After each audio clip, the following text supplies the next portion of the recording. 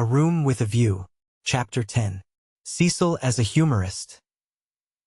The society out of which Cecil proposed to rescue Lucy was perhaps no very splendid affair, yet it was more splendid than her antecedents entitled her to. Her father, a prosperous local solicitor, had built Windy Corner, as a speculation at the time the district was opening up, and, falling in love with his own creation, had ended by living there himself. Soon after his marriage, the social atmosphere began to alter.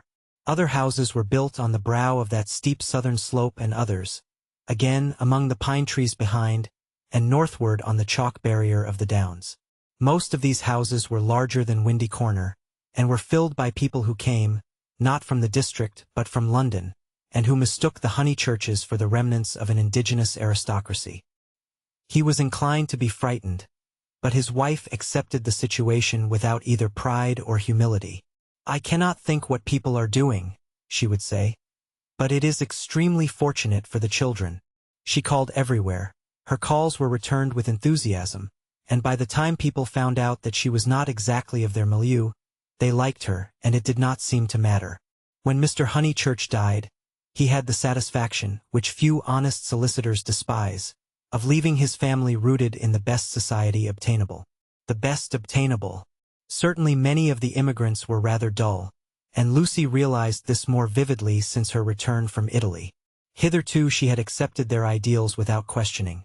Their kindly affluence, their inexplosive religion, their dislike of paper bags, orange peel and broken bottles.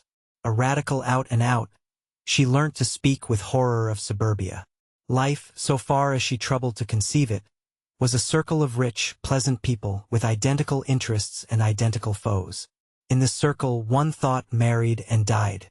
Outside it were poverty and vulgarity forever trying to enter, just as the London fog tries to enter the pine woods pouring through the gaps in the northern hills. But, in Italy, where anyone who chooses may warm himself in equality, as in the sun, this conception of life vanished. Her senses expanded. She felt that there was no one whom she might not get to like, that social barriers were irremovable, doubtless, but not particularly high.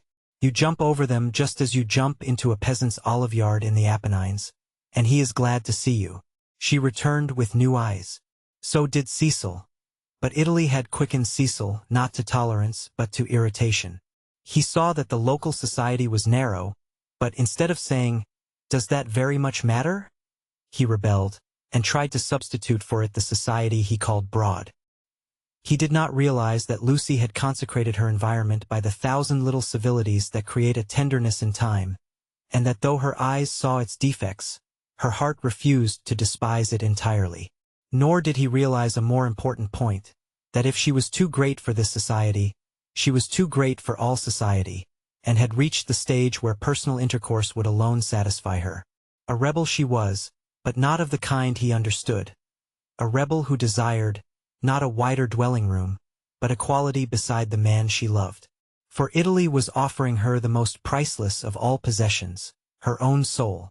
Playing bumblepuppy with Minnie Beebe, niece to the rector and age 13, an ancient and most honorable game which consists in striking tennis balls high into the air, so that they fall over the net and immoderately bounce. Some hit Mrs. Honeychurch, others are lost.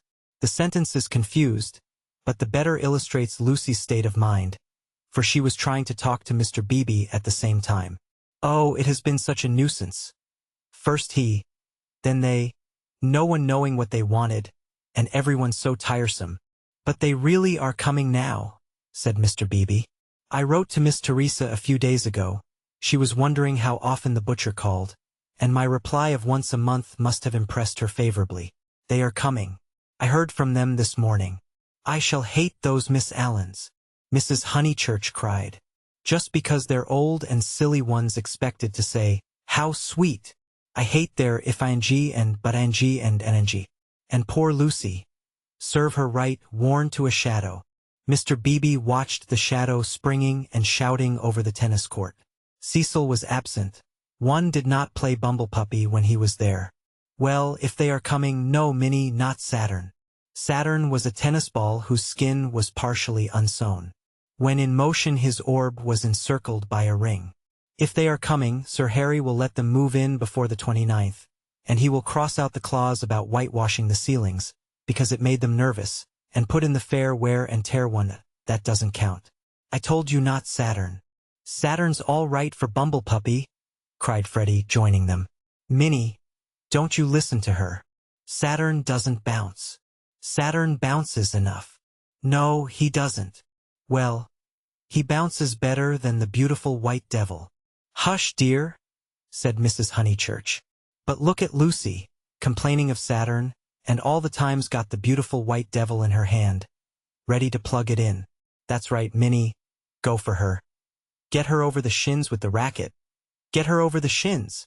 Lucy fell, the beautiful white devil rolled from her hand.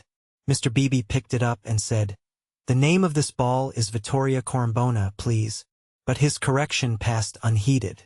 Freddie possessed to a high degree the power of lashing little girls to fury, and in half a minute he had transformed Minnie from a well-mannered child into a howling wilderness. Up in the house Cecil heard them, and, though he was full of entertaining news, he did not come down to impart it, in case he got hurt.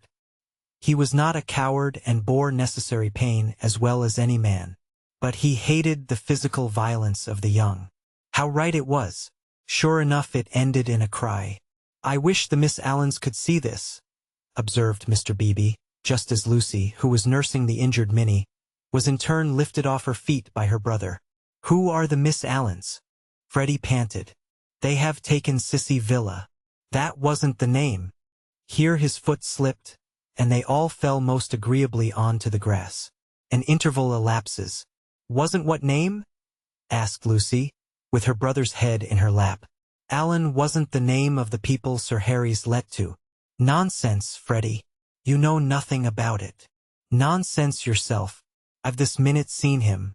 He said to me, 'Ahem, Honeychurch.'" Freddie was an indifferent mimic. "Ahem, ahem. I have at last procured really desirable tenants." I said, "Hooray, old boy," and slapped him on the back. "Exactly. The Miss Allens? Rather not. More like Anderson." "Oh, good gracious. There isn't going to be another muddle," Mrs. Honeychurch exclaimed. "Do you notice, Lucy? I'm always right?" I said, "Don't interfere with Sissy Villa. I'm always right. I'm quite uneasy at being always right so often. It's only another muddle of Freddie's.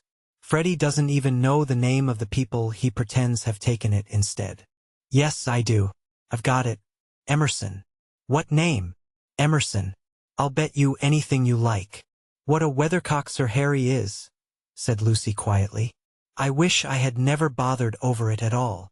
Then she lay on her back and gazed at the cloudless sky. Mr. Beebe, whose opinion of her rose daily, whispered to his niece that that was the proper way to behave if any little thing went wrong. Meanwhile, the name of the new tenants had diverted Mrs. Honeychurch from the contemplation of her own abilities. "Emerson, Freddie? Do you know what Emersons they are?" "I don't know whether they're any Emersons," retorted Freddie, who was democratic. Like his sister and like most young people, he was naturally attracted by the idea of equality, and the undeniable fact that there are different kinds of Emersons annoyed him beyond measure. "I trust they are the right sort of person." "All right, Lucy." She was sitting up again. "I see you looking down your nose and thinking your mother's a snob, but there is a right sort and a wrong sort, and it's affectation to pretend there isn't." "Emerson's a common enough name," Lucy remarked. She was gazing sideways. Seated on a promontory herself, she could see the pine-clad promontories descending one beyond another into the Weald. The further one descended the garden, the more glorious was this lateral view. "I was merely going to remark, Freddie, that I trusted they were no relations of Emerson the philosopher, a most trying man." "Pray, does that satisfy you?" "Oh, yes," he grumbled. "And you will be satisfied, too, for they're friends of Cecil." So, elaborate irony. "You and the other country families will be able to call in perfect safety." "Cecil?" exclaimed Lucy. "Don't be rude, dear," said his mother placidly. "Lucy, don't screech. It's a new bad habit you're getting into." "But has Cecil?" "Friends of Cecil's," he repeated. "And so really desire rebel." "Ahem. Honeychurch. I have just telegraphed to them." She got up from the grass. It was hard on Lucy. Mr. Beebe sympathized with her very much. While she believed that her snub about the Miss Allens came from Sir Harry Otway, she had borne it like a good girl. She might well screech when she heard that it came partly from her lover. Mr. Vyse was a tease, something worse than a tease. He took a malicious pleasure in thwarting people. The clergyman, knowing this, looked at Miss Honeychurch with more than his usual kindness. When she exclaimed, "But Cecil's Emersons, they can't possibly be the same ones. There is that." He did not consider that the exclamation was strange, but saw in it an opportunity of diverting the conversation while she recovered her composure. He diverted it as follows. "The Emersons who were at Florence, do you mean? No, I don't suppose it will prove to be them. It is probably a long cry from them to friends of Mr. Vyse. Oh, Mrs. Honeychurch, the oddest people, the queerest people. For our part we liked them, didn't we?" He appealed to Lucy. There was a great scene over some violets. They picked violets and filled all the vases in the room of these very Miss Allens who have failed to come to Sissy Villa. Poor little ladies, so shocked and so pleased. It used to be one of Miss Catherine's great stories. "My dear sister loves flowers," it began.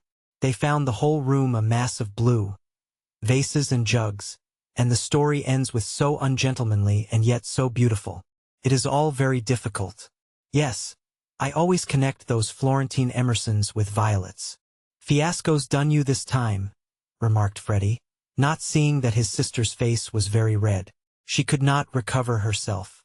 Mr. Beebe saw it, and continued to divert the conversation. These particular Emersons consisted of a father and a son, the son a goodly, if not a good young man. Not a fool, I fancy, but very immature, pessimism, etc. Our special joy was the father. Such a sentimental darling, and people declared he had murdered his wife. In his normal state, Mr. Beebe would never have repeated such gossip, but he was trying to shelter Lucy in her little trouble. He repeated any rubbish that came into his head. "Murdered his wife?" said Mrs. Honeychurch. "Lucy, don't desert us. Go on playing bumble-puppy. Really, the Pension Bertolini must have been the oddest place. That's the second murderer I've heard of as being there. Whatever was Charlotte doing to stop? By the by, we really must ask Charlotte here some time." Mr. Beebe could recall no second murderer. He suggested that his hostess was mistaken. At the hint of opposition she warmed. She was perfectly sure that there had been a second tourist of whom the same story had been told. The name escaped her. What was the name? Oh, what was the name? She clasped her knees for the name. Something in Thackeray. She struck her matronly forehead. Lucy asked her brother whether Cecil was in. "Oh, don't go!" he cried, and tried to catch her by the ankles. "I must go," she said gravely. "Don't be silly. You always overdo it when you play." As she left them, her mother's shout of "Harris!" shivered the tranquil air, and reminded her that she had told a lie and had never put it right. Such a senseless lie, too. Yet it shattered her nerves and made her connect these Emersons, friends of Cecil's, with a pair of nondescript tourists. Hitherto truth had come to her naturally. She saw that for the future she must be more vigilant, and be absolutely truthful. Well, at all events, she must not tell lies. She hurried up the garden, still flushed with shame. A word from Cecil would soothe her, she was sure. "Cecil! Hello!" he called, and leant out of the smoking-room window. He seemed in high spirits. "I was hoping you'd come. I heard you all bear gardening. But there's better fun up here. I have won a great victory for the comic muse. George Meredith's right, the cause of comedy and the cause of truth are really the same. And I have found tenants for the distressful Sissy Villa. Don't be angry. Don't be angry. You'll forgive me when you hear it all." He looked very attractive when his face was bright, and he dispelled her ridiculous forebodings at once. "I have heard," she said. "Freddie has told us. Naughty Cecil. I suppose I must forgive you. Just think of all the trouble I took for nothing. Certainly the Miss Allens are a little tiresome, and I'd rather have nice friends of yours. But you oughtn't to tease one so." "Friends of mine?" he laughed. "But, Lucy, the whole joke is to come. Come here." But she remained standing where she was. "Do you know where I met these desirable tenants?" In the National Gallery, when I was up to see my mother last week. What an odd place to meet people, she said nervously. I don't quite understand. In the Umbrian room, absolute strangers. They were admiring Luca Signorelli, of course quite stupidly. However, we got talking, and they refreshed me not a little. They had been to Italy. But, Cecil, proceeded hilariously. In the course of conversation they said that they wanted a country cottage. The father to live there, the son to run down for weekends. I thought, what a chance of scoring off Sir Harry. And I took their address and a London reference, found they weren't actual blackguards. It was great sport, and wrote to him making out. Cecil, no, it's not fair. I've probably met them before. He bore her down. Perfectly fair. Anything is fair that punishes a snob. That old man will do the neighborhood a world of good. Sir Harry is too disgusting with his decayed gentlewomen. I meant to read him a lesson sometime. No, Lucy, the classes ought to mix, and before long you'll agree with me. There ought to be intermarriage, all sorts of things. I believe in democracy. No, you don't, she snapped. You don't know what the word means. He stared at her, and felt again that she had failed to be Leonardesque. No, you don't. Her face was inartistic, that of a peevish virago. It isn't fair, Cecil. I blame you. I blame you very much indeed. You had no business to undo my work about the Miss Allens, and make me look ridiculous. You call it scoring off Sir Harry. But do you realize that it is all at my expense? I consider it most disloyal of you. She left him. Temper, he thought, raising his eyebrows. No, it was worse than temper, snobbishness. As long as Lucy thought that his own smart friends were supplanting the Miss Allens, she had not minded. He perceived that these new tenants might be of value educationally. He would tolerate the father and draw out the son, who was silent. In the interests of the comic muse and of truth, he would bring them to Windy Corner.